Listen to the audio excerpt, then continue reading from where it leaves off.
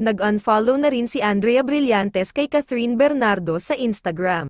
Naispatan ng mga matatalas na netizens na nag-unfollow na rin si Blythe kay Kath. Ito'y matapos maunang mag-unfollow si Catherine ilang araw makaraang kumalat ang isyong nagkikita di umano ng palihim sina Andrea at Daniel Padilla.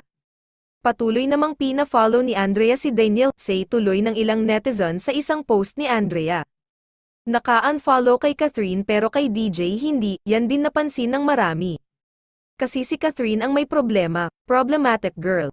Bukod sa pag-unfollow kay Catherine, wala namang sagot si Andrea sa usap-usapang nakikipagkita ito kay Catherine at siyang dahilan kung bakit nagkakalabuan ang Katniel.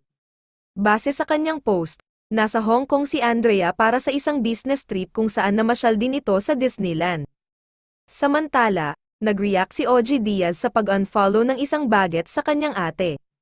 So nag-unfollow na din pala si bagets kay ate, Kaloka. Ano na ba nangyayari? Post ni OG sa kanyang ex account. Walang binanggit na pangalan ang showbiz vlogger talent manager kung sino ang pinatutungkulan niya, subalit ang kanyang post ay sa gitna ng balitang pag-unfollow na ni Andrea Brillantes kay Catherine Bernardo. Nauna nang napansin ng mga netizens ang pag-unfollow ni Catherine kay Andrea. Matatandaang si OG ang nagparating sa publiko patungkol sa nasagap niyang chika na di umano'y ayaw makatrabaho ni Catherine si Andrea dahil kay Daniel Padilla. Sabi pa ng source ni OG, palihim-diyam anong nagkikita sina Andrea at Daniel, na nakarating kay Catherine. Sa ngayon ay wala pang pahayag ang tatlong nasabing artista tungkol sa isyu sa kanila.